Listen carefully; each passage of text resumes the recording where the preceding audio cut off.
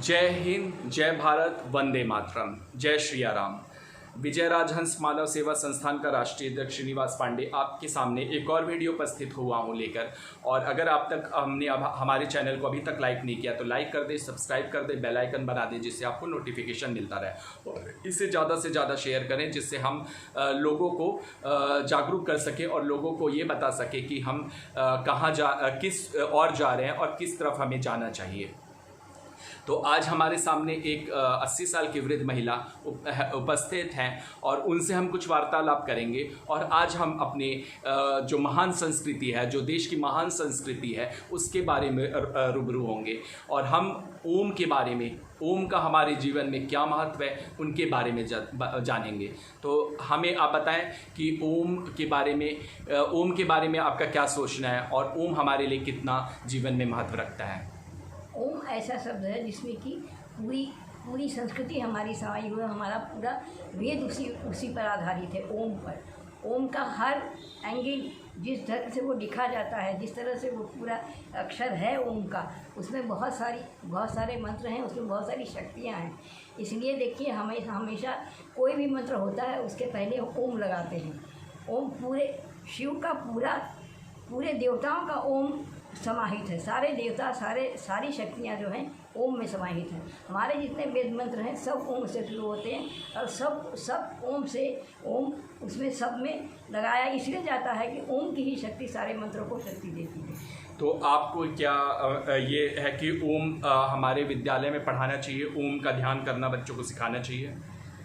हमारा तो मानना हमेशा से ये है कि चाहे वो पहली से लेके और जहाँ तक वो विद्यालय हो, वहाँ तक के बच्चों को सुबह जब वो प्रार्थना के लिए खड़े होते हैं, जब उनकी प्रार्थना होती है, या तो उस समय या जब वो क्लास में बैठते हैं तो उस समय पहले ओम का उच्चारण हर बच्चे से करवाना चाहिए, जिससे उस ओम से ऊर्जा मिलती है, उस ओम से शक्ति मिलती है बच्चों को, जिससे कि वो अपना भविष्य उज्जवल कर सकें, अपनी पढ़ाई में ध्यान दे सकें। उससे मन स्वस्थ, विचार स्वस्थ होते हैं, शरीर स्वस्थ होता है और मन में कोई विचार नहीं आते, जो कुविचार नहीं आते, जो कि उनके जीवन को किसी तरह से मोड़ सके या कोई हानि पहुंचा सके।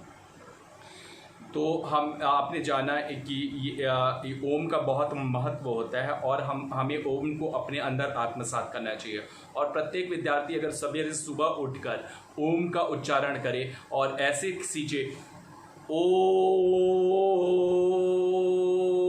ऐसे करके वो अपने अंदर सींचे और 5 मिनट ओम निरंतर बोलते रहे, तो उसके आसपास की वातावरण शुद्ध होगा और एक पॉजिटिव ऊर्जा होगी, क्योंकि ओम में ही सारा समाहित है और ओम में ही महादेव की कृपा बनी है। तो हमें ओम को पाठ्यक्रम में जरूर संभालना चाहिए, क्योंकि आजकल के विद्यार्थियों में बहुत ज़्यादा कॉन्सेंट्रेशन का बहुत कम है और अपनी वेद के बारे में वो जानते नहीं है। और जो अंग्रेजी और आधुनिक शिक्षा के कारण वो बहुत ज़्यादा हाईफाई हो गए, तो उनको एक ओम देहातीपना लगता है, एक गंवारपन लगता है। तो मैं उन सभी अभिभावक से कहूँगा, उन पेरेंट्स से कहूँगा कि ओम को अपने अंदर भी आत्मसात करें और बच्चों को सिखाएं, क्योंकि अगर वो बच्चों को सही शिक्षा देगी तो, और जो बच्चे अपने माँ बाप को वृद्धाश्रम में छोड़ देते हैं, तो इसका मुख्य कारण है कि वो गलत शिक्षा ही शुरू से देते हैं। अगर वो अपनी वेदों के बारे में और ओम के महत्व के बारे में बताएंगे तो उनके बच्चे भटकेंगे नहीं और उनके बच्चे अपने माँ बाप को आश्रम में नहीं छोड़ेंगे।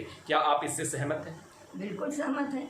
हमारी भारतीय संस्कृति ऐसी है कि अगर भारतीय संस्कृति के अनुसार बच्चों का पालन पोषण किया जाए तो हमारे बच्चे विश्व के सबसे आगे निकल जाते हैं, निकलते हैं। जितने भी बड़े बड़े पदों पर लोग हैं, बाहर भी विदेशों में जो बड़े पद पर लोग हैं वो सब भारतीय हैं, चाहे वो इंजीनियर हो, चाहे डॉक्टर हो, चाहे जो हो। हमारे देश में ये कमी है कि हमारे देश की सरकार जो है, हमारे जो अच्छे डॉक्टर हैं या अच्छे इंजीनियर हैं या जो अच्छे शिक्षक हैं, उनको वो महत्व ही नहीं देती है। अगर उनको महत्व दे, उनको आगे बढ़ने का मौका दे, तो हमारे देश को वो बहुत कुछ दे सकते हैं।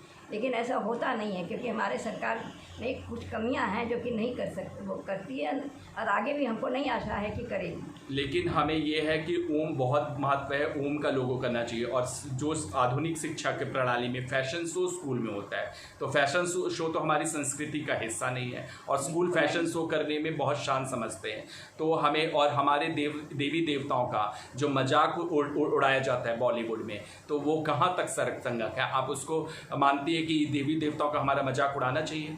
देवी देवताओं के बारे में तो अभी जापान में खुद ही एक शिव की प्रतिमा 9 फीट ऊंची प्रतिमा निकली और फिर किसी ने उनको किसी भक्त ने पुकारा कि हमारी मदद कीजिए, तो जापान में बीच धरती के अंदर से 9 फीट ऊंची प्रतिमा शिव की निकली और शिव जी ने उनकी मदद की और फिर वो समाहित हो गए। और विश्व के किस कोने में महादेव या मंदिर या देवी देवताओं का वास नहीं है या वो वहाँ नहीं है? अगर विश्व में खोजा जाए तो पूरे विश्व में ये सारे भारतीय संस्कृति के देवी देवताओं की मूर्तियाँ मिलेंगी, और जबकि बहुत सारी खुदाइयों में मिली भी हैं बहुत सारी मूर्तियाँ, लेकिन उसका बहुत ज़्यादा ये कोई आंकलन नहीं किया जाता। बस केवल एक ये कह दिया जाता है कि भाई यहाँ ये मूर्ति निकली, यहाँ ये चीज़ें निकली, लेकिन उनका महत्व क्या है और वो हमारे किस काम आ सकती हैं, वो ये इसका कोई भी कहीं भी कोई विवरण नहीं दिया जाता। और जिन स्कूलों में फैशन शो होता है और मतलब वो अपनी शान समझते हैं फैशन शो कराने में, अपने मॉडर्नाइज्ड कहते हैं, तो वो मतलब वो स्कूल तो एकदम उन स्कूल पे तो बहुत ज़्यादा सख्त कार्रवाई की ज़रूरत है, क्योंकि वो स्कूल नहीं कहलाते हैं। उनको शर्म होनी चाहिए कि आप फैशन शो करते हैं, आप भारत में रह रहे हैं, आप विदेशों में नहीं रह रहे हैं। आप फैशन आपको जहां आप सरस्वती वंदना करते हैं और सरस्वती वंदना करने के बाद आप फैशन शो करते हैं, ये कहाँ की संस्कृति है? आप बच्चों को कहाँ लेंगे? इसीलिए बच्चे बिगड़ते हैं और माँ बाप है। तो बच्चे अभिभावक को भी ये ध्यान देना चाहिए, इसका विरोध करना चाहिए कि फैशन शो जैसे स्कूलों में एनुअल फंक्शन में फैशन शो ना हो।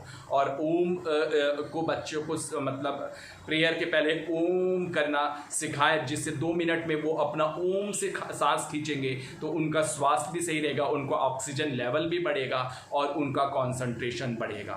ये हमारी संस्था जरूर इस पे गौर करेगी और हमेशा कोशिश करेगी कि मतलब हम अपनी संस्कृति से जुड़ें, हम अपने वेदों से जुड़ें, क्योंकि हमारा वेद बहुत महानतम वेद है और हमारे वेद से ही बहुत देश विकसित हुए, चाहे वो जर्मनी हो चाहे जापान हो, हमारे वेद और हमारे उससे है। और ये जो समझते हैं कि महाभारत काल रामायण काल बहुत मतलब पिछड़ा काल था, तो आज का यह काल तो ये कलयुग तो उतना उन्नति नहीं है जितना उन्नत रामायण था और महाभारत काल था। जितना त्रेता सतयुग और सतयुग युग था और त्रेता युग था, द्वापर था, जितना उन्नत था वो कलयुग उसके नाखून के बराबर भी नहीं है, क्योंकि रावण को बहुत ज़्यादा था, वो तो एक राक्षस था ना, लेकिन उस पर ज्ञान का बहुत बड़ा असीम भंडार था।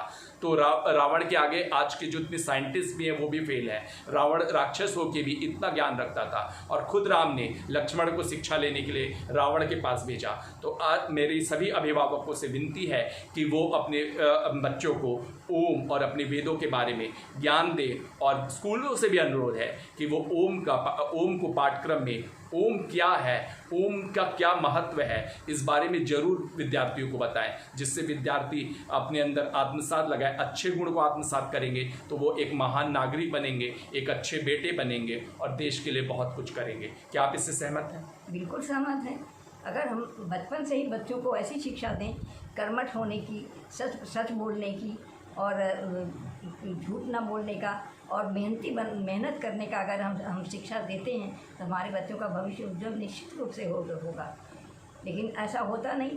क्यों? क्योंकि हमें शुरू से ही बच्चों का लालन पालन उस ढंग से हम नहीं कर पा रहे हैं जैसा कि हमारी भारतीय संस्कृति में था।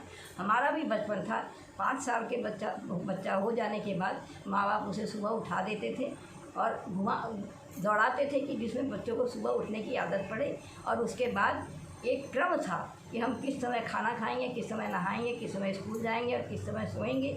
ये पूरी व्यवस्था थी हमारे संस्कृति में, पूरी व्यवस्था शुरू से थी, आज से ही नहीं। हम तो मानते हैं कि भाई गुरुकुल की शिक्षा पद्धति फिर से शुरू होनी चाहिए भारत में जो गुरुकुल की स्थिति पहले थी वही फिर से शुरू होना चाहिए, क्योंकि गुरुकुल ऐसी पद्धति है जहाँ की चाहे वो राजा हो या रंक हो या मध्यम वर्गीय जो भी बच्चा हो, जहाँ का भी बच्चा हो, वो उनको एक बराबर शिक्षा देने, एक बराबर खाना और एक बराबर पहनने की शिक्षा दी जाती है। उनको सादा जीवन और उच्च विचार की शिक्षा दी जाती है, चाहे वो किसी भी घर के हों। और वहीं लेके जब बच्चे वहाँ से निकलते हैं तो एक अच्छे नागरिक, एक अच्छे बेटे और एक अच्छे समाज सेवी वो बनते हैं। आपका बहुत बहुत शुक्रिया कि आपने अपना कीमती वक्त दिया और हमारे जो चैनल के सभी जो दर्शक हैं उनको इस बारे में अपना ज्ञान दिया और अपने ज्ञान और अपने अनुभव से लोगों को रूबरू कराया। और मैं ये इसी के साथ अपना वीडियो समाप्त करता हूँ। जय हिंद, जय भारत, वंदे मातरम, महादेव।